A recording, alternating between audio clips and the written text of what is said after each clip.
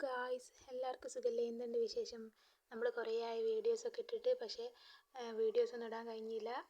കുറച്ച് സൂക്കേടും ബുദ്ധിമുട്ടുകളൊക്കെ ആയിപ്പോയി. അപ്പോൾ ഇന്ന് അതിന് പകരമായിട്ട് എല്ലാവർക്കും നല്ല അടിപൊളി കൂന്ത ഫ്രൈൻ്റെ ഒരു കൂന്തക്കറീൻ്റെ റെസിപ്പി ആയിട്ടാണ് വന്നിട്ടുള്ളത്. അതിനിതാ കൂന്ത നന്നായിട്ട് മുറിച്ച് കഴുകി അവിടെ വെച്ചിട്ടുണ്ട്. പിന്നെ കുക്കറിലേക്ക് നമ്മളിതാ മസാലപ്പൊടികളൊക്കെ ഇട്ട് കൊടുക്കുന്നുണ്ട്. മീറ്റ് മസാല, മല്ലിപ്പൊടി, മഞ്ഞൾപ്പൊടി, മുളക് പൊടി, പിന്നെ കല്ലുപ്പ്, ഇഞ്ചി, വെളുത്തുള്ളി, പച്ചമുളകും കൂടി മൂന്നും കൂടി മിക്സ് ചെയ്തിട്ടുള്ളൊരു പേസ്റ്റും, അത്യാവശ്യത്തിന് വെള്ളം ഒഴിച്ചു കൊടുത്ത് നന്നായിട്ട് ഇളക്കി കൊടുക്കുന്നുണ്ട്. ഇതിനിടയിൽ അതിലേക്ക് ചെറിയ ജീരകം ഉണ്ടല്ലോ, ചെറിയ ജീരകം പൊടിച്ചത് ഇടുന്നുണ്ട് നമ്മൾ. പിന്നെ കറിവേപ്പിലയൊക്കെ ഇട്ട് നന്നായിട്ട് ഇളക്കി കൊടുക്കുക. എന്നിട്ട് നന്നായിട്ട് മിക്സ് ചെയ്തതിന് ശേഷം നമ്മുടെ കൂന്ത അതിലേക്ക് ഇട്ട് കൊടുത്തിട്ട് നന്നായിട്ടൊന്ന് മിക്സ് ചെയ്തെടുക്കുക കേട്ടോ. നന്നായിട്ട് ഇതിൽ പിടിച്ച് വരുന്ന രീതിയിൽ കറിവേപ്പില ഇട്ട് കൊടുത്തിട്ടുണ്ട്. എന്നിട്ട് ഇത് അടുപ്പത്തേക്ക് വെക്കുക. അത് എന്നിട്ട് വെന്ത് വരുന്ന നേരം കൊണ്ട് ഇവിടെ നമ്മൾ തക്കാളി, ഉള്ളി, അതുപോലെ തന്നെ കറിവേപ്പില, മല്ലിയില അതൊക്കെ അരിഞ്ഞ് ഇവിടെ സെറ്റാക്കി വെച്ചിട്ടുണ്ട്. ഇനി അത് കൂന്ത നന്നായിട്ട് ആ മസാലയിൽ കിടന്ന് വെന്ത് വരണം. കുക്കറിൽ നമ്മൾ ആവശ്യത്തിന് വെള്ളമൊക്കെ ഒഴിച്ച് സെറ്റാക്കി വെച്ചതാണ്. ആ നേരം കൊണ്ട് ഇവിടെ വേറൊരു പാത്രം വെച്ച് അടുപ്പത്ത് അത് ചൂടായി വരുമ്പോൾ അതിലേക്ക് നല്ല വെളിച്ചെണ്ണ ആണ് നമ്മൾ ഒഴിച്ചു കൊടുക്കുന്നത്. ഇനി വെളിച്ചെണ്ണ ഒഴിച്ചതിന് ശേഷം നമ്മൾ ഈ വെളിച്ചെണ്ണ ചൂടായി കഴിഞ്ഞാൽ അരിഞ്ഞു വെച്ച ഉള്ളി അതിലേക്ക് ഇട്ട് കൊടുക്കും.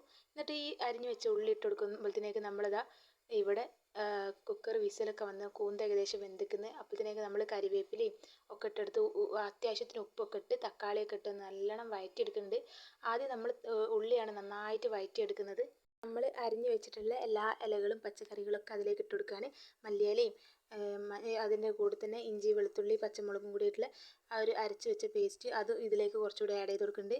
ഉപ്പൊക്കെ ഇട്ടിട്ട് ഇനി ഇത് നന്നായിട്ടൊന്നും കൂടി വഴറ്റിയെടുക്കണം. ആദ്യം തന്നെ നമ്മൾ ഉള്ളി മാത്രം ഇട്ടിട്ടാണ് വഴറ്റിയെടുക്കുന്നത്. ലേശം കറിവേപ്പില ഫ്ലേവറിന് ഇടുന്നുണ്ട്. ഇനി അതിലേക്ക് നമ്മൾ മല്ലിപ്പൊടിയും മഞ്ഞൾപ്പൊടിയും ചേർത്ത് കൊടുക്കുന്നുണ്ട്. അതുപോലെ തന്നെ ലേശം കുരുമുളകിൻ്റെ പൊടിയും പിന്നെ ബീഫ് മസാല ആണ് ചേർത്ത് കൊടുക്കുന്നത്.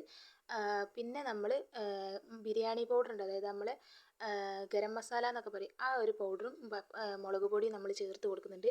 നല്ല ടേസ്റ്റാണ് ഇട്ട് കഴിഞ്ഞാൽ. പിന്നെ കല്ലുപ്പാണ് നമ്മൾ കറിയിലേക്ക് എപ്പോഴും ഇട്ട് കൊടുക്കേണ്ടത്.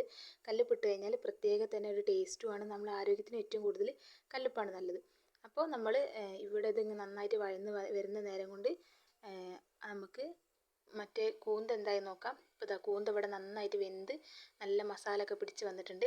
അപ്പോൾ ഇതാ കൂന്ത നന്നായിട്ട് തിളച്ച് വന്നിട്ടുണ്ട് കേട്ടോ. അപ്പോൾ ഇതൊന്ന് ജസ്റ്റ് ഒന്ന് വെള്ളം വറ്റുന്ന വരെ നമ്മളൊന്ന് തിളപ്പിച്ചെടുക്കും. എന്നിട്ട് അതിന് ശേഷം നമ്മൾ ഇത് മാറ്റി വെച്ചിട്ടുള്ള ഫ്രൈ പോലത്തെ കറിയിലേക്ക് ഒഴിച്ചു കൊടുക്കുക. അതായത് നമ്മൾ ഉള്ളിയും തക്കാളിയൊക്കെ വാട്ടി വെച്ചിട്ടുള്ള അതിലേക്ക് ചേർത്ത് കൊടുക്കുക ചെയ്യുന്നത്. ചേർത്തതിന് ശേഷം ഒന്ന് കരിവേപ്പിലൊക്കെ ഇട്ട് നന്നാക്കി ഒന്നും കൂടി ഇതാക്കിയെടുക്കുക. കരിവേപ്പില നല്ലൊരു ഫ്ലേവറാണ്, പിന്നെ നമ്മുടെ ആരോഗ്യത്തിന് നല്ലതാണ്. അതുകൊണ്ടാണ് കരിവേപ്പില കൂടുതൽ ഇട്ട് കൊടുക്കുന്നത്. കണ്ടില്ലേ? അപ്പോൾ മല്ലിയില ഇട്ട് കൊടുക്കുന്നുണ്ട് അതിലേക്ക്. മല്ലിയില നല്ല ഫ്ലേവർ തന്നെയാണ്. മല്ലിയില ഇഷ്ടമുള്ള അനുസരിച്ചിടുക. ഇവിടെ കറിയിൽ മല്ലിയില ഇടുന്നത് ഭയങ്കര ഇഷ്ടമാണ്, അതുകൊണ്ടാണ് മല്ലിയില എപ്പോഴും നമ്മൾ കൂടുതൽ ഇടുന്നത് കേട്ടോ. അപ്പോൾ നമ്മുടെ കൂന്ത ഫ്രൈ ഇവിടെ റെഡി ആയിട്ടുണ്ട്. ഇത് ലാസ്റ്റിലേക്കാണ് ഈ കരിവേപ്പിലയും അതുപോലെ മല്ലിയിലയും ഒന്ന് ഇട്ട് കൊടുത്തത്. എന്നിട്ട് നന്നായിട്ടൊന്ന് ഇളക്കി എടുക്കുന്നുണ്ട്.